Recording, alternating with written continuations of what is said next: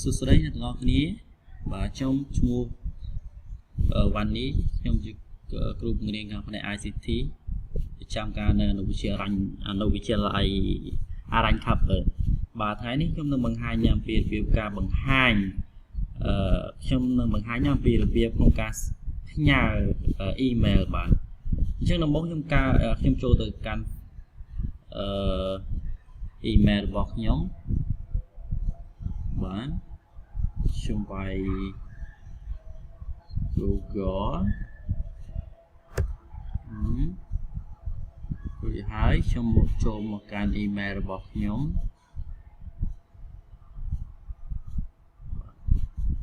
ឡើយនេះ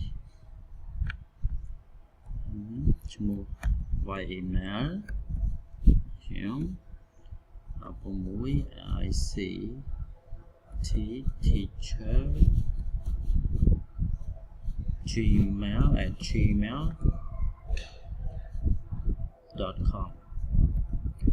បាទតទៅទៀត password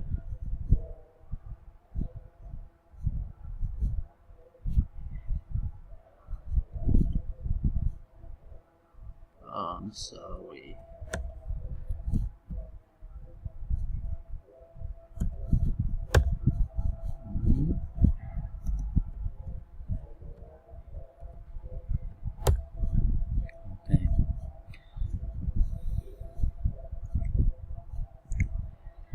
ឥឡូវនេះខ្ញុំបាន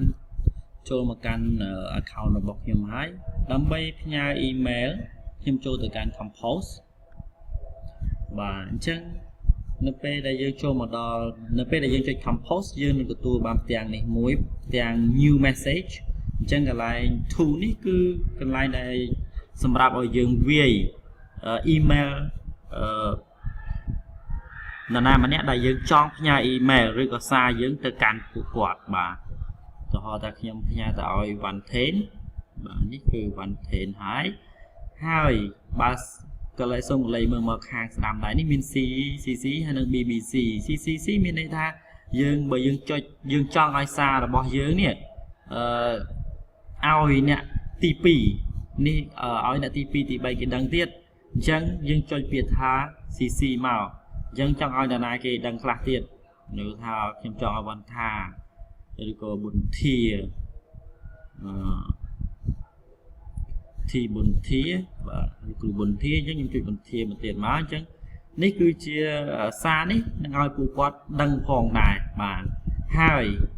តកតងទៅនឹង BBC មានន័យថាបើយើងចុច BBC មានន័យថាអ្នកទាំងអស់នេះដូចជាឧទាហរណ៍ខ្ញុំចុចទៅសៀកហេងគ្រូសៀកហេងឬក៏មនុរិទ្ធបាទឬក៏សានអញ្ចឹងអ្នកទាំងពីរនេះសាននិងមនុរិទ្ធនេះគឺគាត់មិនអាចមើលឃើញនៅសាររបស់ខ្ញុំបានទេអញ្ចឹងអ្នកមានន័យថា B នេះមានផ្លាញ copy អញ្ចឹងគាត់មិនអាចមើលគាត់មិនអាចដឹងលឺអំពីសារដែលយើងផ្ញើទៅឲ្យអ្នកទាំង3អ្នកនេះបានទេបាទរួចហើយបាទបន្តមកទៀត subject តើយើងចង់ផ្ញើអីទៅឲ្យឧទាហរណ៍ថា monthly report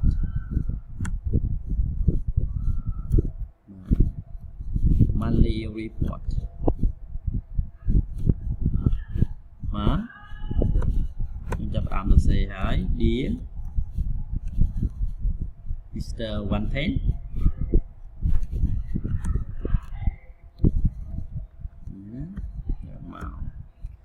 មកនេះខ្ញុំ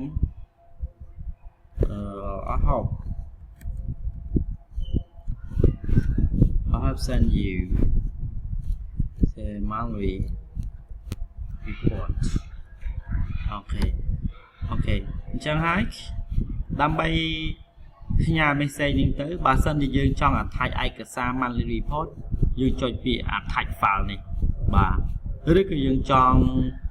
បញ្ចូលរូបភាពគឺយើងចុចមកកន្លែងនេះមក